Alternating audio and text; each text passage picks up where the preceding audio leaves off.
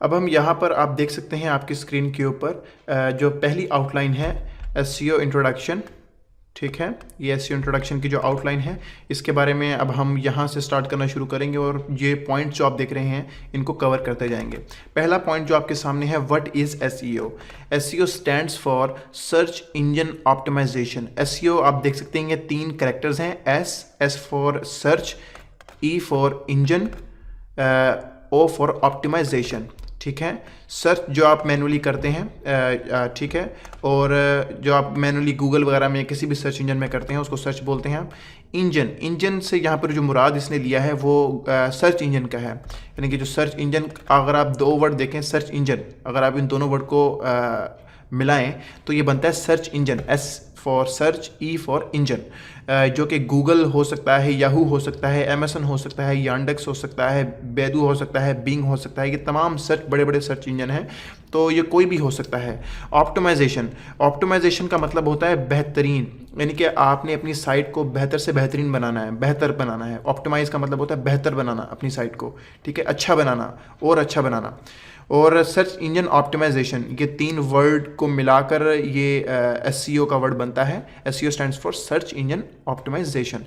ये what is SEO, ये क्या है। सबसे पहले तो मैं ये बताना चाहूँगा कि एक जो नॉर्मल यूज़र होता है जो कि वेबसाइट क्रिएट कर सकता है, बेशक आप वो CMS के थ्रू करें, वर्ड और या फिर कस्टमाइज़ करें, किसी कोडिंग के थ्रू करें, तो मेरा जो हमेशा अपने क्लाइंट्स को और अपने स्टूडेंट्स को जो मैं हमेशा बताता हूँ कि जो आप वेबसाइट क्रिएट कर लेते हैं, लेकिन वेबसाइट क्रिएट करना इतना बड़ा काम नहीं है, वो 1 टाइम काम होता है। उसके बाद वेबसाइट को चलाना, उसको सस्टेन करना, उसको बरकरार रखना सर्च इंजन के अंदर, और उस पर कन्वर्जन जनरेट करना। कन्वर्जन से मुराद कि उस पर अगर आप कोई सर्विस सेल कर रहे हैं तो आपकी सेल अच्छी हो, वो तो एक मार्केटिंग का शोबा है, वो अलग चीज़ है। लेकिन ज़ाहिर बात है, आपकी एसईओ अच्छी होगी तो आपके पास ट्रैफिक अच्छी होगी। ट्रैफिक अच्छी होगी आपकी साइट के ऊपर तो लोग ज़्यादा होंगे आपकी साइट के ऊपर। ट्रैफिक से मुराद यहाँ पर लोग हैं। अगर आपकी साइट पर ट्रैफिक अच्छी होगी तो आपकी साइट पर सेल्स अच्छी होंगी। या फिर अगर आपकी आर्टिकल्स के ऊपर आप लिखते हैं सेल्स, आपके कोई सर्विसेज वाला वेबसाइट नहीं है आपकी, अगर आप आर्टिकल्स की आपकी साइट है, ब्लॉग है, तो आपकी आर्टिकल्स के ऊपर ट्रैफिक अच्छी होगी तो आपकी रेवेन्यू अच्छा होगा, आपकी अर्निंग अच्छी होगी। तो जो तमाम चीज़ें हैं, ये तमाम चीज़ें जो जुड़ी हुई हैं वो किससे जुड़ी हुई हैं? ट्रैफिक से, वेबसाइट के ऊपर यूज़र के आने से।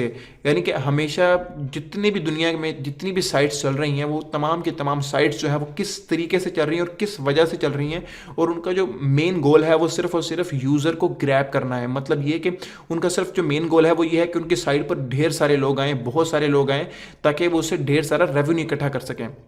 रेवेन्यू से मुराद यहाँ पर के बहुत सारे पैसे जमा इकट्ठे कर सकें। माज़रत चाहता हूँ कि ये वीडियो पर्टिकुलरली उर्दू हिंदी में है, तो मैं कोशिश करूँगा कि इंग्लिश के वर्ड्स को कम ही बोलूँ, बहुत ना ही बोलूँ तो बहुत बेहतर होगा। ठीक है, और इस एसईओ का मतलब इसमें ये है कि आप अपनी साइट को सर्च इंजन के अंदर ऑप्टिमाइज़ करते हैं।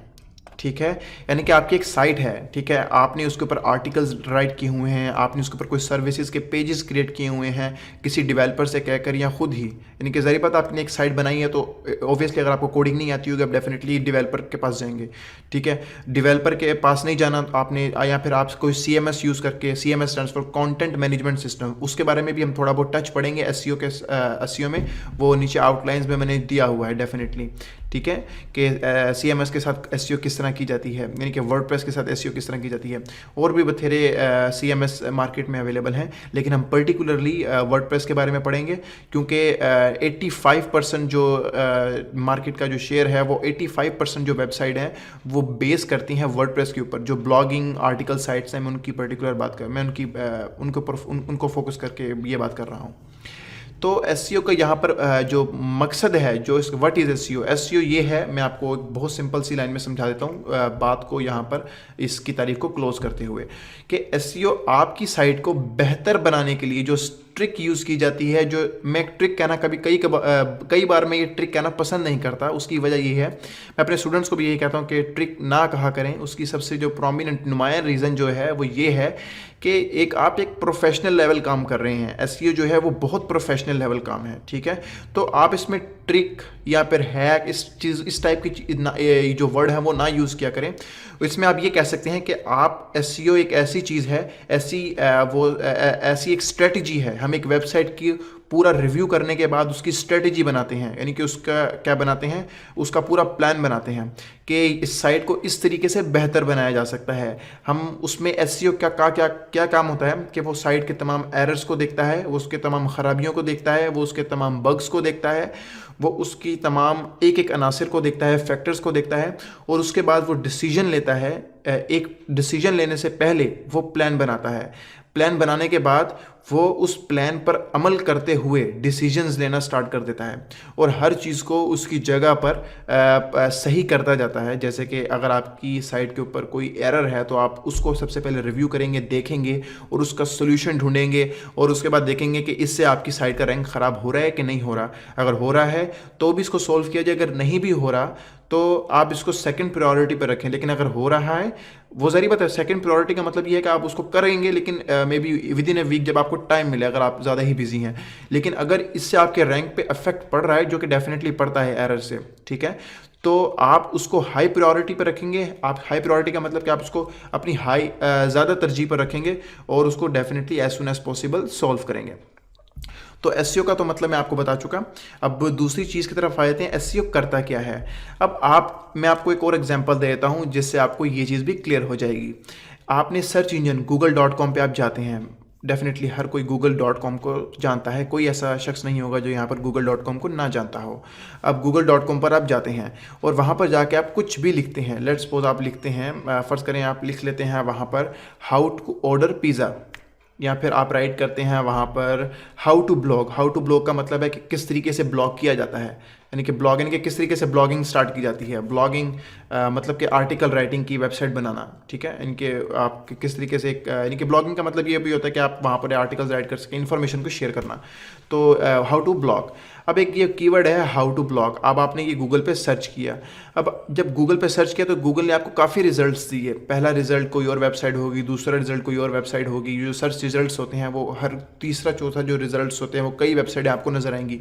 इवन कि जब आप बिल्कुल एंड में आएंगे तो वहाँ पर लिखा होगा second page, third page, up to 10 pages तक, यानी कि काफ़ी आगे पेजेस गूगल दे रहा होता है। तो अब इसमें एसईओ का क्या काम है, यानी कि साइट चल रही है, ठीक है, इसमें एसईओ कहाँ नज़र आ रही है कि जो आप देख रहे हैं पहला पेज टॉप पे क्यों है, और यानी कि पहली जो वेबसाइट है, जो कि पहला सर्च इंजन है, वो एक पर्टिकुलर एक ख़ास वेबसाइट है। आप देखेंगे उसकी URL के अंदर कोई xyz.com एक पर्टिकुलर वेबसाइट है, और दूसरा जो है वो कोई और वेबसाइट है लेकिन वो दूसरे नंबर पे है, और जो तीसरी है वो तीसरे नंबर पे है। जो तीसरे नंबर पे है वो पहले नंबर पे क्यों नहीं है, और जो पहले नंबर पे है वो तीसरे नंबर पे क्यों नहीं है। उसकी वजह ये होती है कि जो पहले नंबर पे जो वेबसाइट है उसकी एसईओ बहुत ही स्ट्रांग है।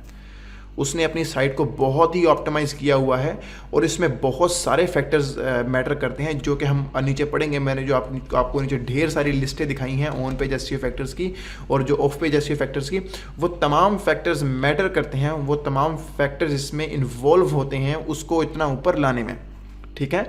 तो वो जो सर्च इंजन के अंदर तरतीब होती है, जिसको हम कई दफ़ा बोलते हैं रैंकिंग की जो तरतीब होती है सर्च इंजन के अंदर, जो गूगल आपको एक ख़ास कीवर्ड के ऊपर देता है, ठीक है, वो जो होती है वो एसईओ के थ्रू होती है, ठीक है।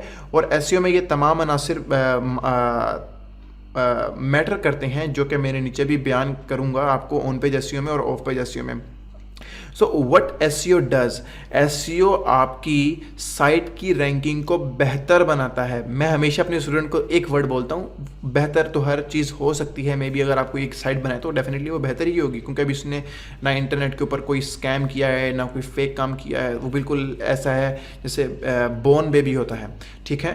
तो अगर आपने तो एसईओ क्या करती है उसमें, एसईओ जो आपकी बेहतर साइट होती है, बेहतर को बेहतरीन बनाता है, यानी कि बेटर को मच बेटर बनाता है। अब आप इसको समझ सकते होंगे व्हाट एसईओ डज। एसईओ का यही काम होता है कि बेहतर से एक चीज़ को बेहतरीन बनाना।